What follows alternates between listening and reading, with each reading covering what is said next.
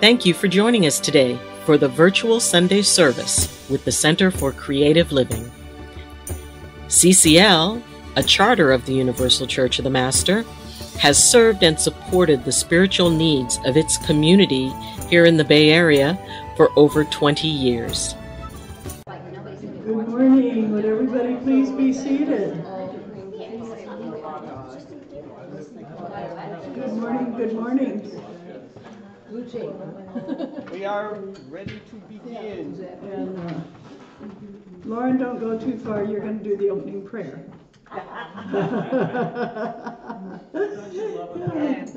You can be seated, and I'll you can act surprised, you know. Yeah, make it a small heads up. Yeah. Good morning. If everybody could please be seated. I'm so glad to see you all here. And you can imagine we have this amazing, wonderful group here. I called them the Cinco Singers, and somebody said, "But what if we join?" And it's more people than just 5. And I said, "Easy, you'll be the Sunday Singers." You know, we can keep stretching, but it's so delightful to have you here. And oh, I'm sorry. So on the back here, I put LOL/CCL. LOL is light of lights. Not laugh out loud. I guess that depends on our performance. Lots of love, right? It's neither of those. It's just the light of lights, which is the Center for Living with Dying program that they do the 11th of every December. Oh, the second Wednesday of every December. Second Wednesday. Yes. So thank you for that. I'll remind you again. Yeah, and thank you all we're at the UCM conference yesterday. That was delightful. We were there until 9:15. Wow. For those of you who didn't get a chance to talk to Scout, he is a character, and he was very entertaining. People kept leaving, and he just kept talking. And since he drives all the way down from Pacheco, I thought we'd let him talk as long as he wanted to. He's an amazing human being. He is an amazing human being. He's going to be speaking at our speaker series in July. Yeah. Good choice. I remember him before his beard was purple. You know, so we figured it out. Yeah, we've known each other for about 41 years, so that's kind of amazing, you know, to know somebody that long. So, and it was nice to see you there, Kevin. I enjoyed having you there, and Joan and Amanda. And Lauren, yeah, all of this energy that we got from you, we want to thank you so very much. It was great, and but it was nice, and we had a lot that we accomplished. And for those of you who have never met her, you got a chance to hear from Ayleen Phelan, and Reverend Ayleen is incredible. And for those of you who weren't aware, she has not been feeling very well. She's almost totally blind. I don't think anybody realizes that. And she's 89 now, and she's... Oh, she's old. Yeah. If they're older than you, Joan, yeah, they're old. But you're not. Joan's not old. And so, but anyway, it was a delightful time. So thank you so much. And I know a lot of hard work went into it. And we appreciate that. And so here we have our UCM Vice President here. Yeah. Hey. Yes. And one of the trustees is Jan. And Corky is a new trustee. Yay! So we got as well as Donna Christensen, who is also the secretary. Yes. Yeah. And so I'm we got to be with Corey, our president. Mm-hmm. So yeah, thank you so much. And for those of you who weren't there, you missed chocolate. At the end of the night, at the end of the night, there were cookies and chocolate that were handed out. So that was enjoyable. Yeah. Oh, Dottie? Yes. We received some news right before we began that our wonderful John, who is usually sitting over there by the door, is not doing well. I know, his mother is here. So. Yes. Welcome. And she's going to be leaving where he's at, and he would love to have some visitors. He's really kind of, he's going through a lot. So anybody who would be able to visit, and also, to give our wonderful support to, the reason we have our wonderful John. Yes. Sarah Fergus. Yes. And gave Dottie, the information. Okay, as to great, where he great. is and all that, so. Beautiful. Thank you. I have it? Yeah, Yes. I gave it to him. You can need to, this card? Yeah. I thought it was a love note. I didn't know what it was. It is sort of. There's that as well. Yeah, thank you. Thank you, thank you. And do we need to call beforehand? Where is he? Oh, the visiting hours are, I should have written that. Visiting hours are 10 to 8. Yeah, Okay. At the mission. At Mission, the Mission. skilled nursing Skilled facility. nursing, Yeah. and it's on 410 North Winchester Avenue. In Santa Clara. So it's Santa Clara, so it's near the Valley Mall. Uh-huh, Mhm. Oh, good, okay. yeah. And can we bring him anything? Uh-huh, Can we bring him anything? yes. Is there anything he would like? I can't think of anything. He's Goldfish. Goldfish. He likes goldfish. Goldfish. Yes. Yes, Yes. he does. Not the actual fish, the little crackers? He'll have all these bowls around his bed. It's like, what? Look like an old carnival, you can have ping pong balls. Well, we certainly send him prayers. Well, thank Yeah. you. So, anybody have a birthday this week? See, I said, none of you are growing older. It's amazing. I don't know how you do it. I don't know how you manage it. And anybody have anything they want to mention? I want to thank you so much, Dr. Ayleen, for bringing up about what's going on with John. And Joan, is this a sign that I'm supposed to shut up or that you're going to say something? I'd like to say something. Okay, could be both, who knows? And I am going to scoot right back here and sit down while you do this. So, good morning. Good morning. I wanted to show off my dress. I got it at the Cancer Society for $15. Yay! Beautiful. It's magnificent. And Maria, one of the ladies that comes here, often works there. So if you choose to shop there, you'll have a friendly face. She's a manager there. She doesn't Manage. just Oh, okay. Wow. I don't know. She marched up and said, "I think I know you." I said, "I think so."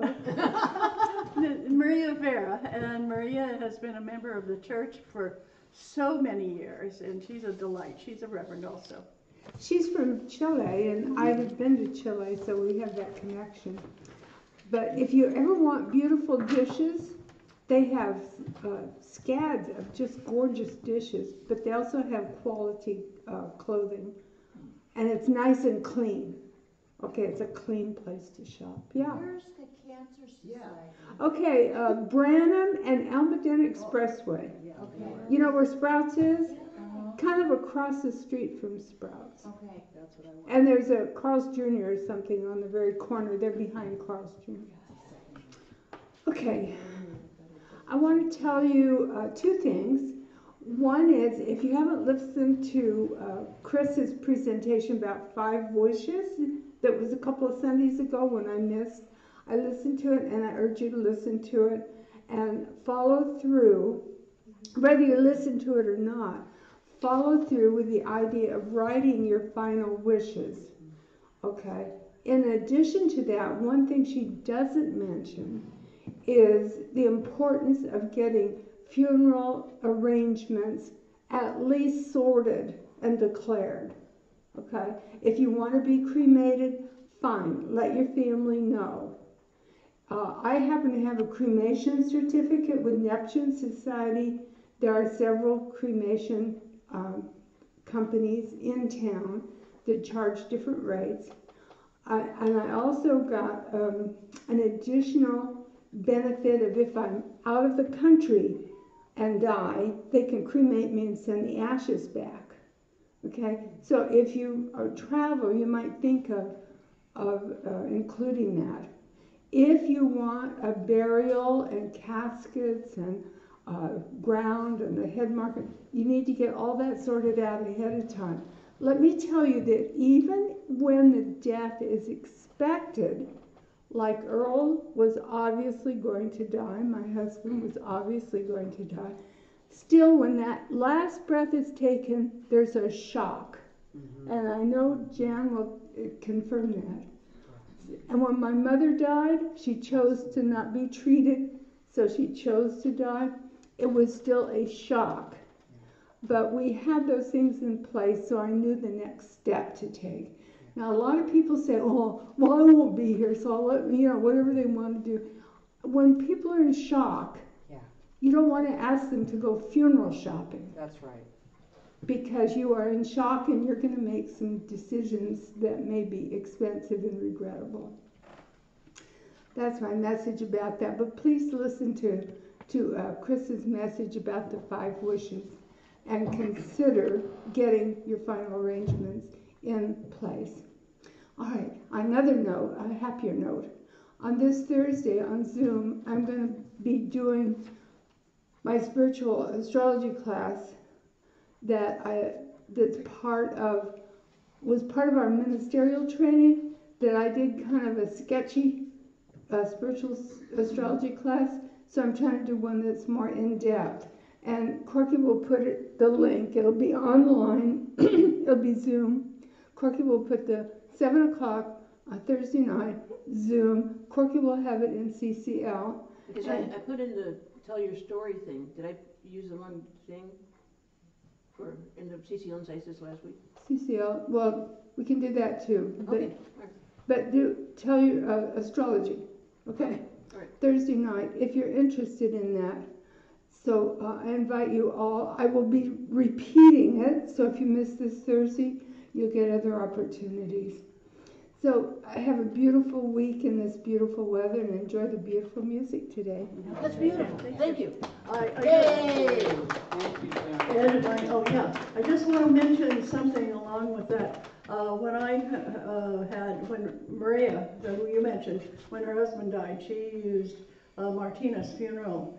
And I called them and I talked to a gentleman, Phil Martinez, came out, and they have a plan where you can pay a certain amount a month and for the funeral, and it's an insurance policy virtually.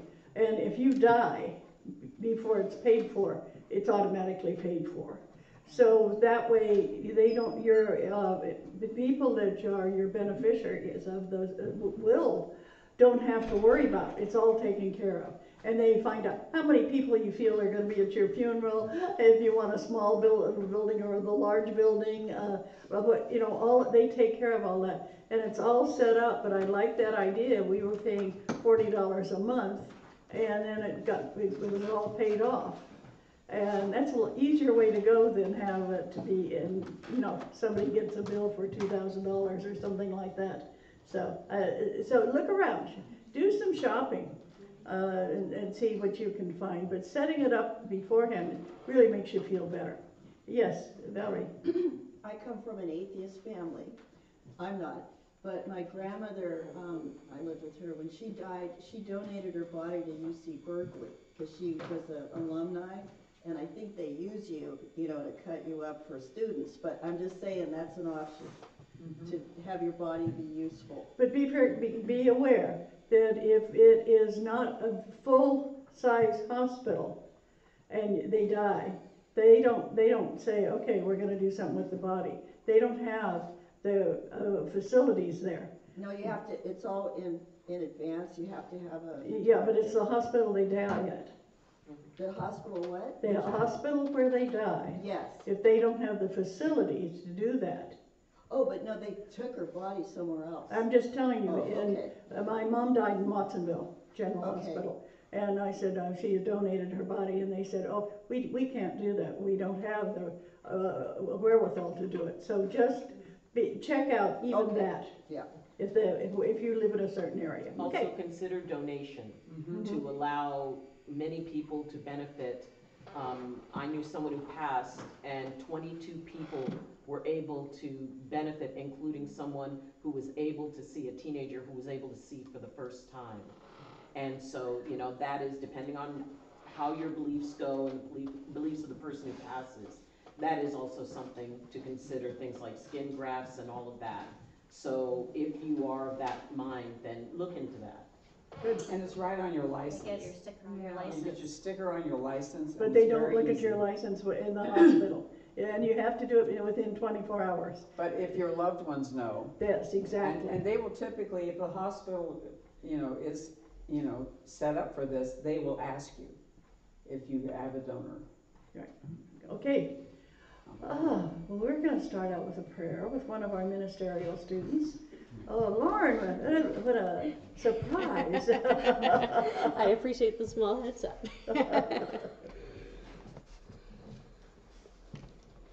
Dearest Creator,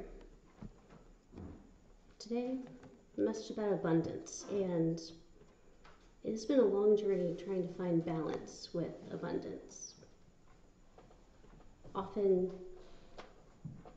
we behave differently when we're not feeling balanced and centered, and through finding that balance, then we can choose everything that will make our life so much richer, so much more beautiful.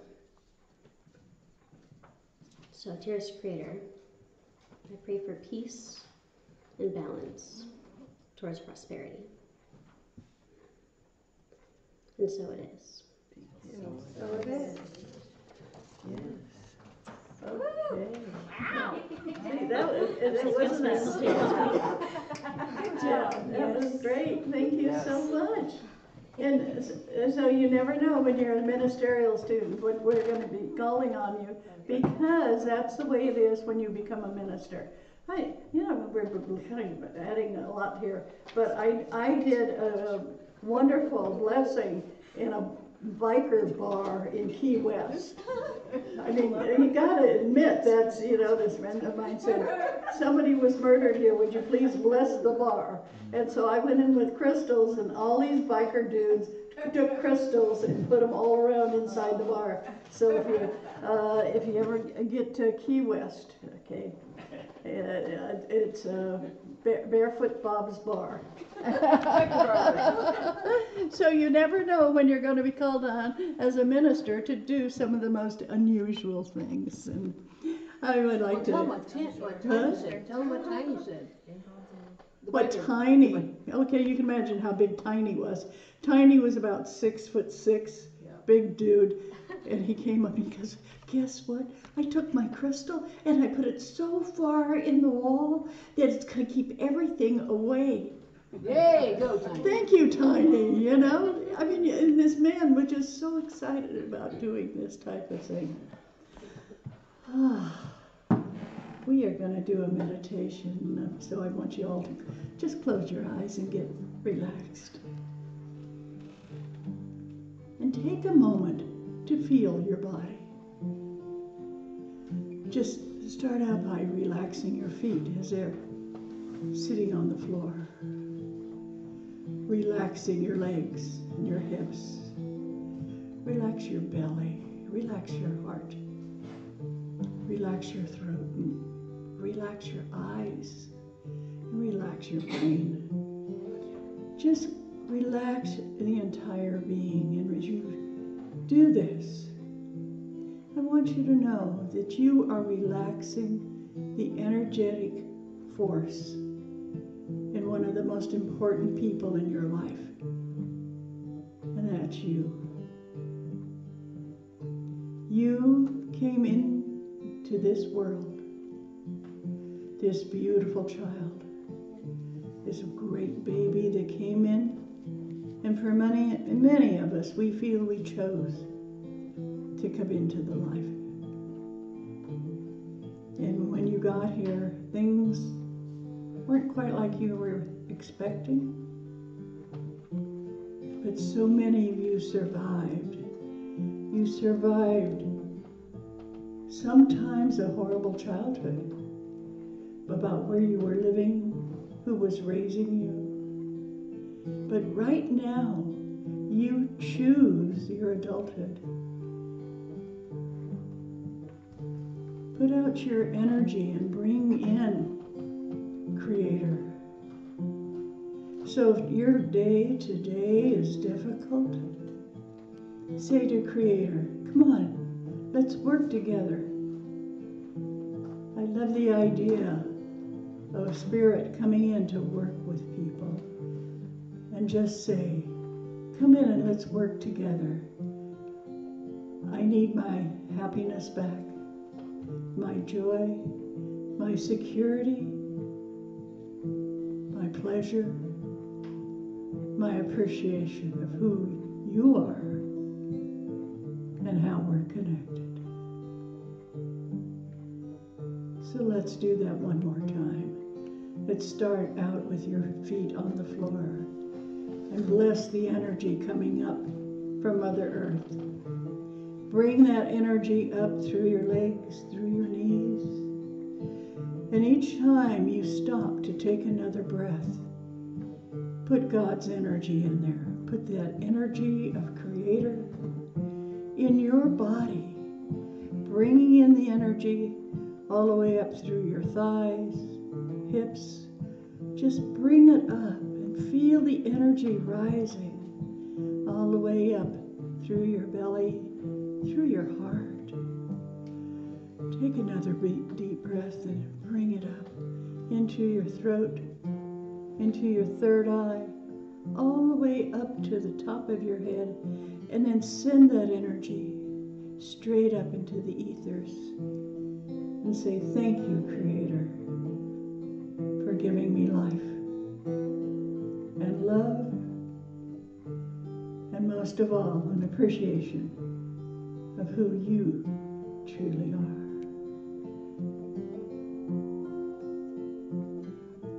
We are so grateful to you. Oh, my body, grow grateful for you. As the river of energy flows through, I say thank you. I say thank you. I say thank you to the river and the earth and the sky and all that I can be. Thank you to my body. Thank you to my body.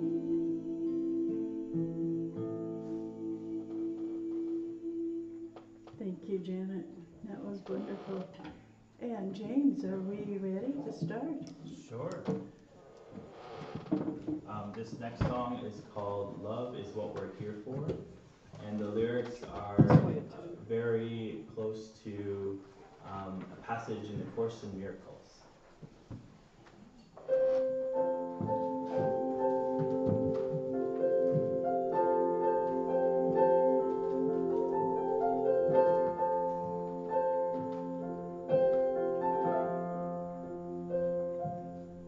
And I am here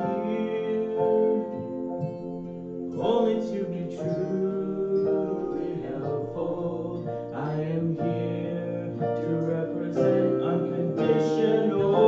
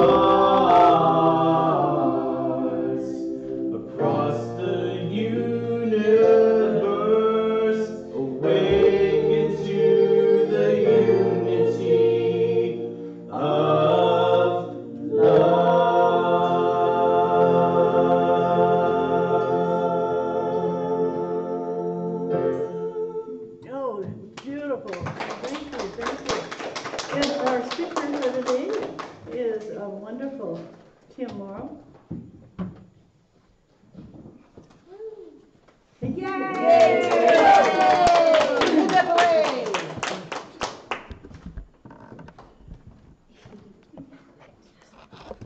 Can you all hear me? Good. Yes. And good morning. And Good morning. actually, more than good morning. This is a very special morning here at CCL. Do you know why? Why? Because you're here. Yay! So how about everyone turn to the person next to you and say, thank you for being here and making it a very special morning. Ed, thank you for being here. And those of you watching online, look at everyone in the streaming grid and thank them as well. Thank you for being here. Thank you. Now, Joni with the beautiful dress. Now, in honor of this special morning, I've chosen to speak on an important topic in the spirit of abundance. Not about the spirit of, but in the spirit of abundance. At the Tri-City Religious Science Center, Dr. J. Scott Neal used to remind us of this a lot. When you're seeking a change for the better in your life, it's important to go beyond thinking about it and learn to think as it thinks. So you want more love in your life, or peace, or joy, or abundance? So ask yourself, how do love, peace, joy, and abundance think? How do they start their day? And how do they interact with the people they meet? Now, for this morning, it's that last one, abundance, that we'll be focusing on. And an important component of that is money. It has a lot to do with the way we think and feel about money, and with the way we handle money. It's always spiritually correct to love, honor, and respect the money you have, whether it be $1 in your pocket or $1 million in your bank, because it's representation of value that you've brought into your world.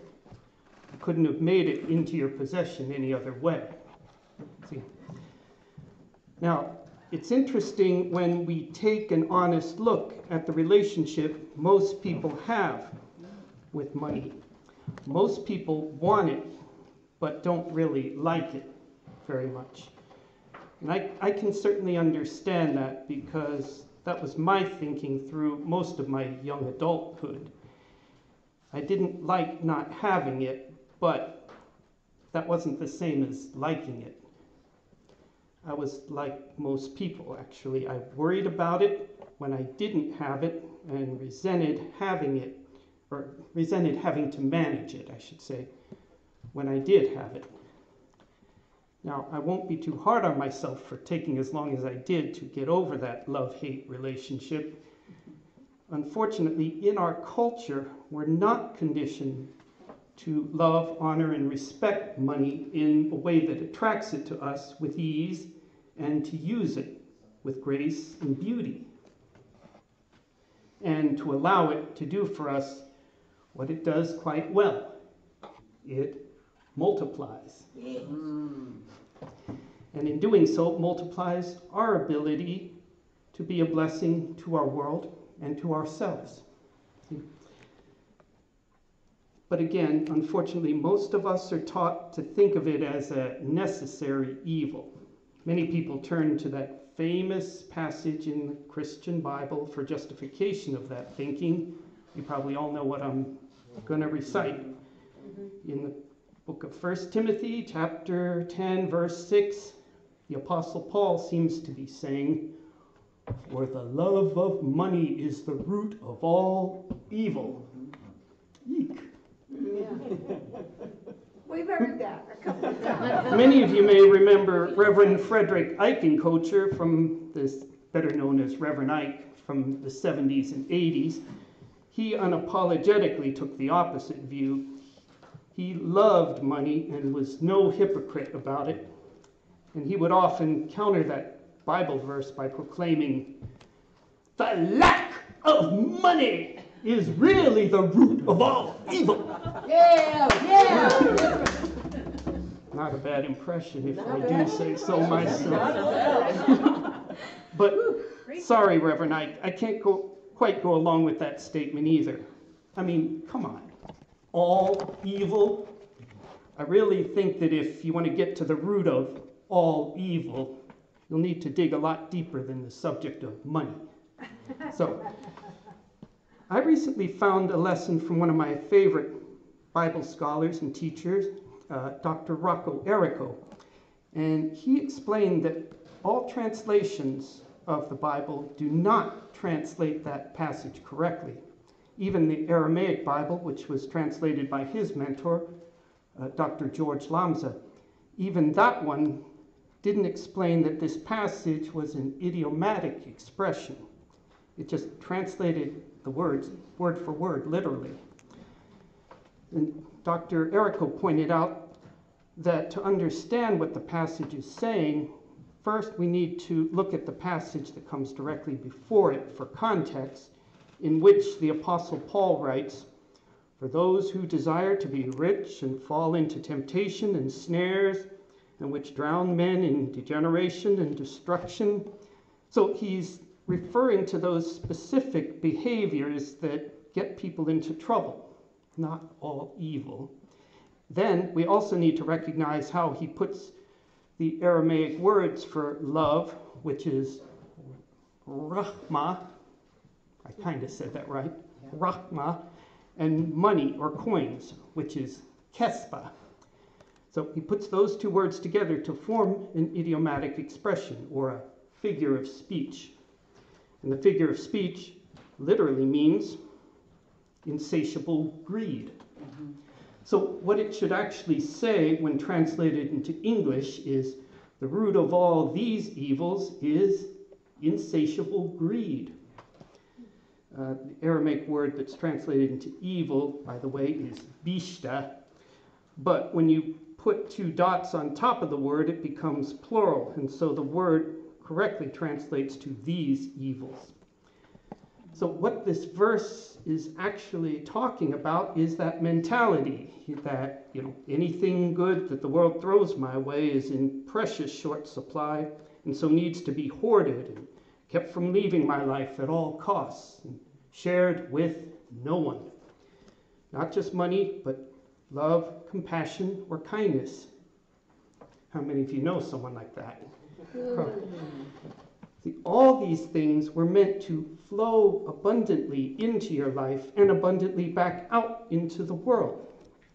That's the true spirit of abundance. Yeah, I'm doing it right. Yeah. Oh yeah. I'm preaching to the choir in more ways than one. And the choir hears you. Okay, so we've looked into the importance of thinking more wisely about money and the importance of being more loving toward it.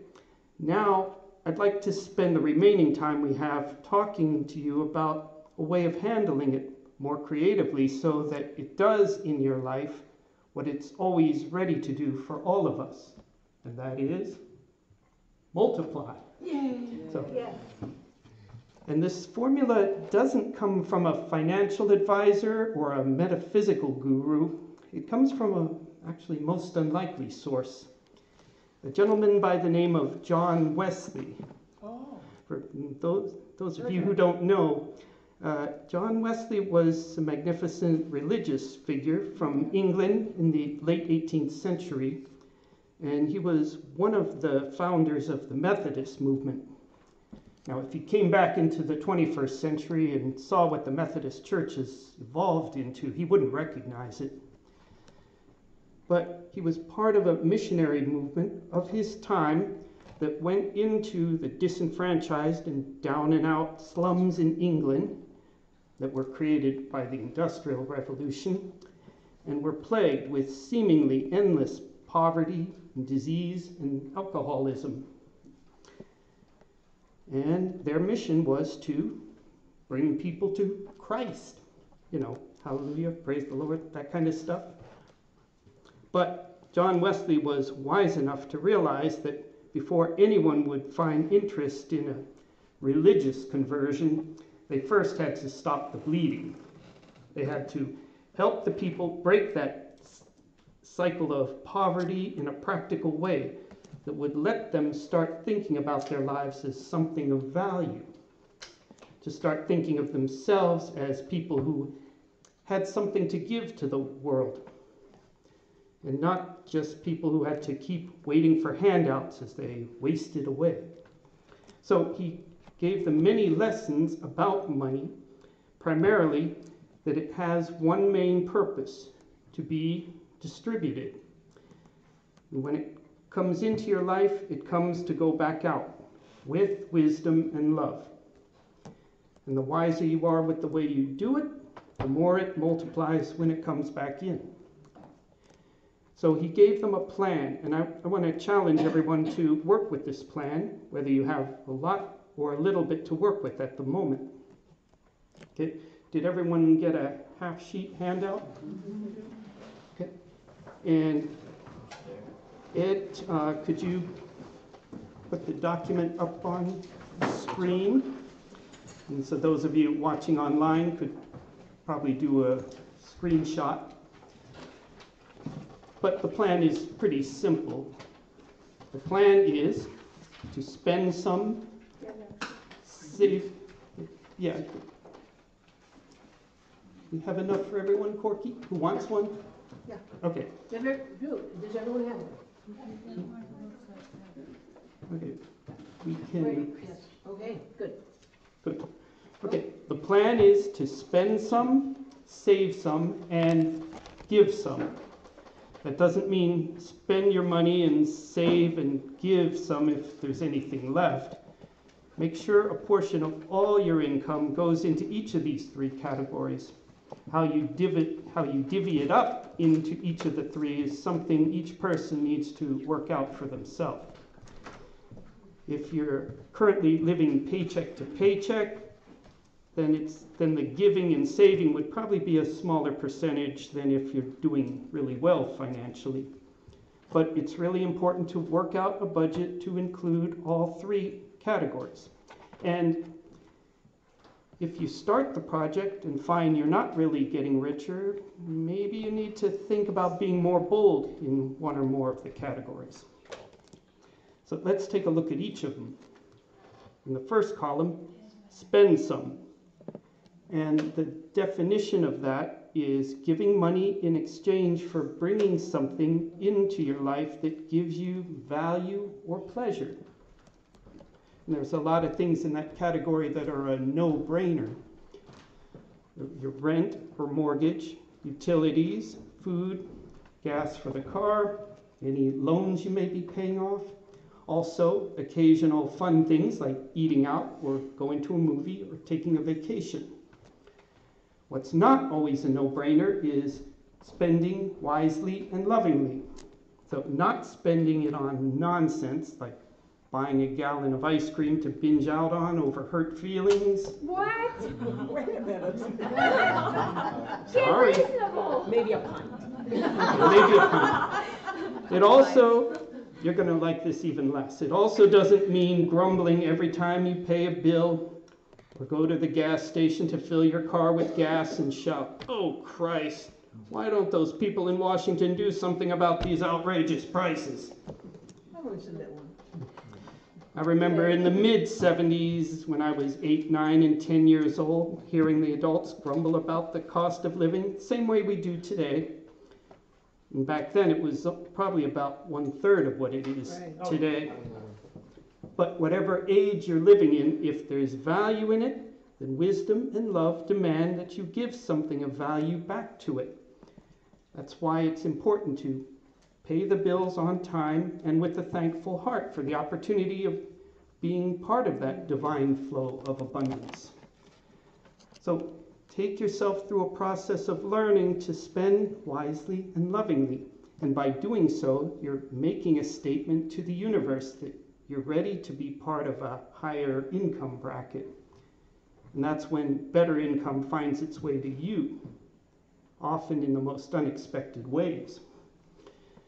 Now the second column, save some. It's really important to save at least a small percentage of all sources of income that you have, whether it's monthly or weekly or sporadic income. By doing so, you're reminding yourself that you're important enough to invest in yourself.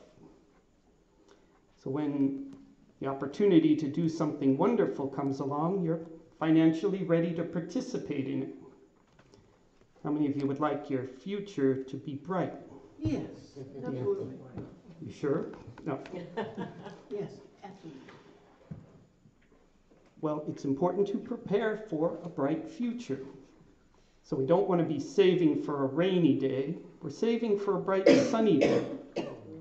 So Ooh, I love it. when you save for a rainy day, you're preparing yourself to get rained on. And also, whenever I hear someone talk about a prosperity project or about a way of getting richer, and it doesn't include any kind of savings, I'm just honestly not interested in hearing it. So, a really important area. And the third column, give some. This is different than spending or saving, but equally important. And the definition of giving is donating your money or time or something else, but in this case we're focusing on money, so donating your money to a cause that doesn't really affect you directly, but you're giving to that cause because you know by doing so, you're doing your part to make the world a better place. And there's no shortage of charitable organizations out there that are doing great things and can certainly use your donations. And like with the other two categories, it's really important to give wisely and lovingly.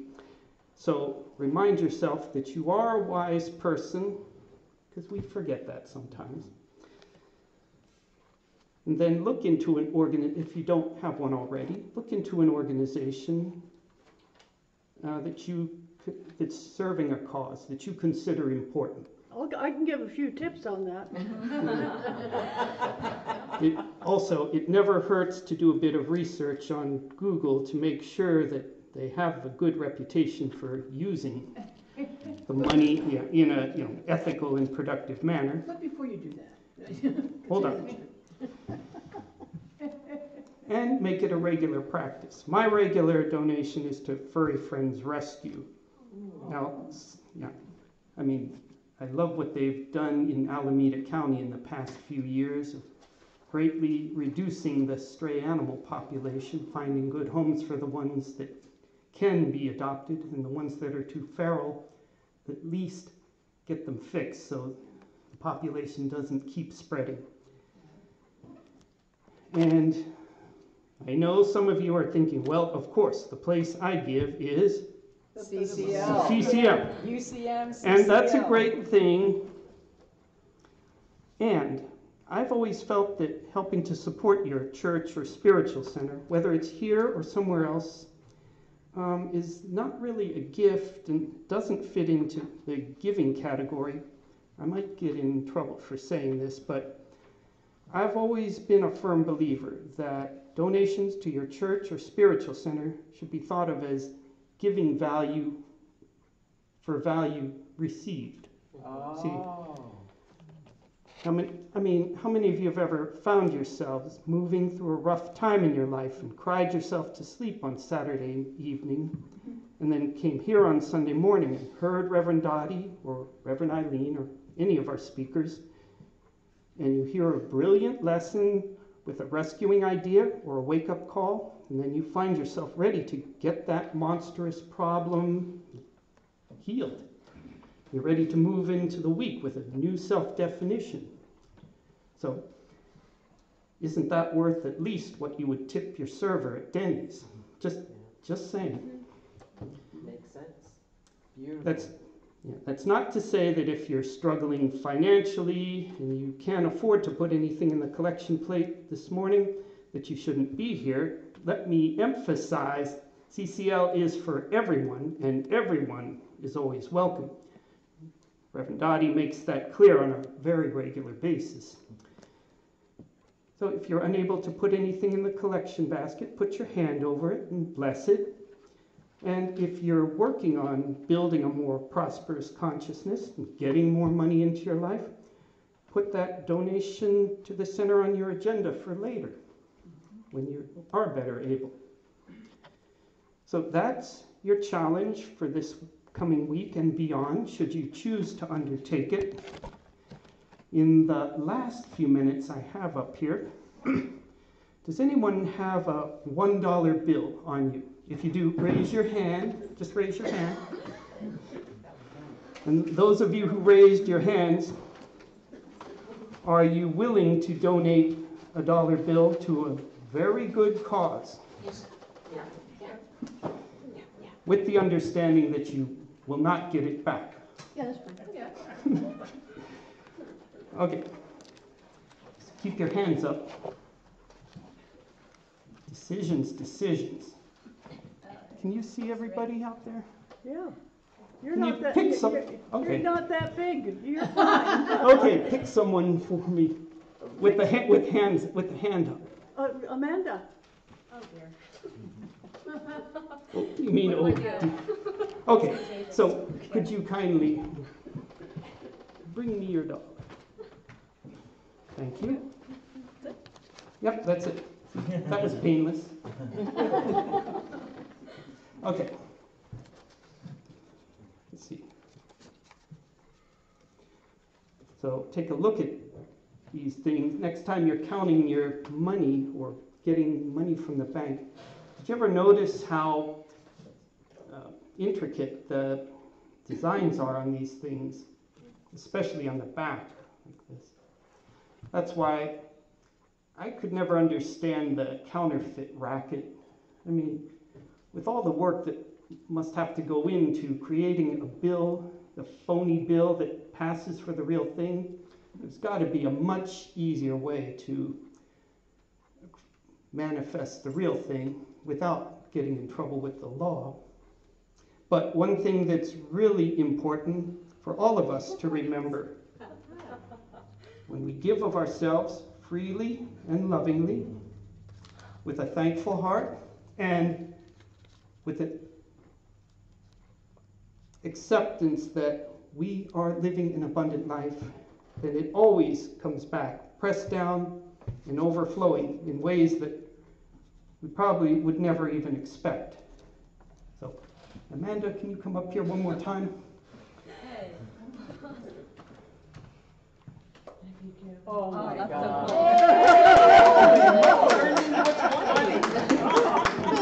Did you get that again? Maybe next time I'll look here. I'm sticking And up as for I you, brother. off zapped from here. No, but as I like to say a lot, it may seem like magic, but there's no hocus pocus involved. It's simply a universal law. It may seem like a miracle when you see the results, but it's a principle that works through us all. And I hope you found this presentation to your benefit in some way. Amanda did. That's for sure. And Amanda, remember the tithing principle. And so let's move forward into the greatest week we've ever had. Are you game for that? Yeah. Yes. All right. Yeah. And Dottie, remember the other principle. What happens behind the podium stays behind the podium. Listen, I was looking behind the podium and I couldn't figure it out. Okay, and let's get back to the music. Yes. Unless you have something else to say. No, I'm really appreciative of everything. It's great. Thank you you. so Yay. much. Good job. Bravo. Thank you, Tim.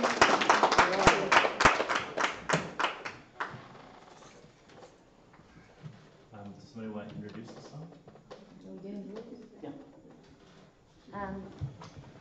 These words came to me when I was at a workshop of somatic therapy, and they had us slow down this gesture and study it in mindfulness, right? Well, this was a gesture I was making as I was talking. And my head was all, I was like focused on the workshop, and I wasn't very happy. And when we did this thing of seeing what this gesture was, I realized I was really happy. But it was at the level of spirit, not what my brain was doing. And so I went upstairs and, made this little melody on the piano with these words. It's called Joyous.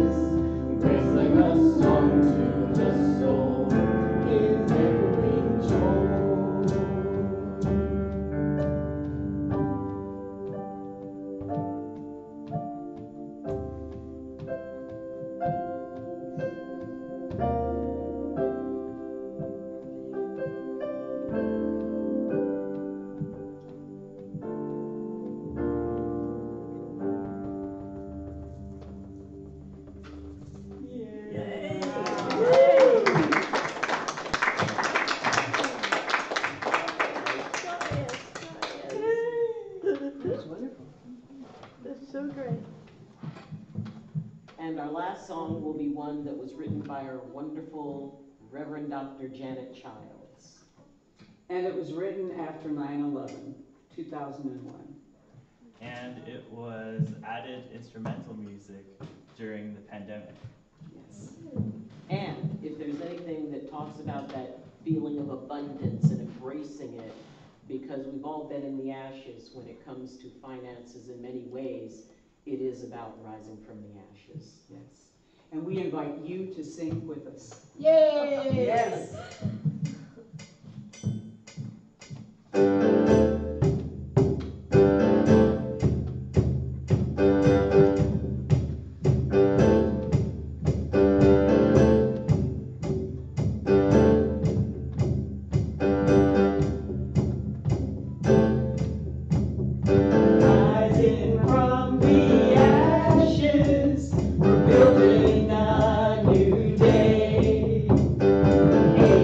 Rising from the ashes.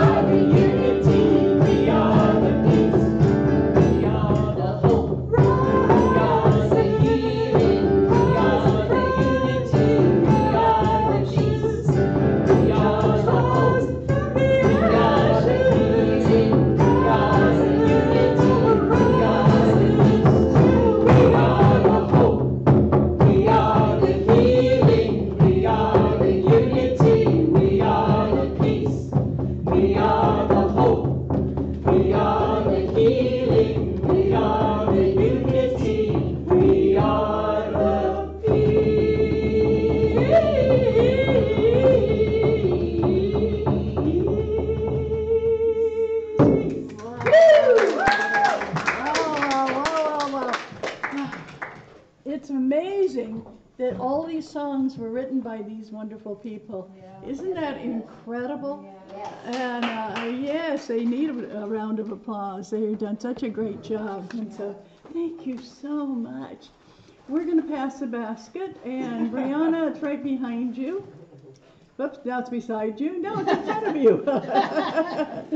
So, yes. Oh, Shall I be an usher? Okay, we want to just take this opportunity to remind you, you can make a donation if you want to. You can bless the basket. And every once in a while I get love notes, and that's always nice too. People who had said, I don't have any money, but I want to let you know that we certainly appreciate CCL. So know that the wonderful gratitude comes in many, many ways. So thank you so very much. And James, how's Las Vegas doing? Oh, it's getting a little bit crispy. So did he get back there? There, you got a whole other row. Wow.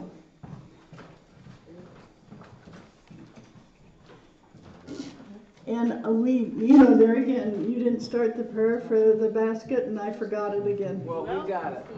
Giving to the ministry, from which we receive our spiritual support and nurturing, is an affirmation and consciousness of the truth that Spirit is the prospering power, enriching every area of our lives. Yay! Our dear Reverend Serena wrote that, and I never got the rhythm of it somehow, and so I'm thankful that people have learned it. It's great. Thank you. And I just want to say, this has been a most amazing day. Both Corky and I are leaving on vacation as soon as we say goodbye.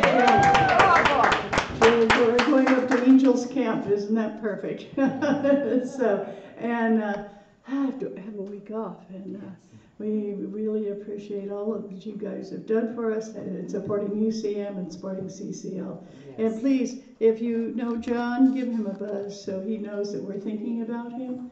That would be wonderful. Yes. Thank you, Sarah. It was so nice meeting you. Yes. Thank you very much. And yes. And we want you all to have a very great week. And choir, you are incredible. Yay. Thank you. Yeah. And so when's the next time you're going to be back? Your birthday. My birthday. Woohoo! Well, that's all the way to August 26th. Oh, we gotta get together before that. Yeah. I'm going to Portugal in the summer, so things will be tricky. Okay. Well, we'll figure it out. What time? Middle of July to August. Okay, so we'll get something in.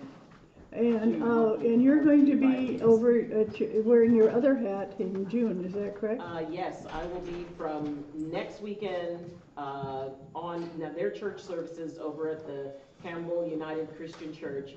I've been hired to be their interim head pastor and perform all of the Sunday services. So their services go from 10 to 11. So I may be late, but I can do my best to get here by 11:30. Okay, thank you. Okay, great. Thank you so very much. And thank you all for coming. Yes, Joan? I just want to mention that part of the work of a financial advisor is to fill out this form. Yes.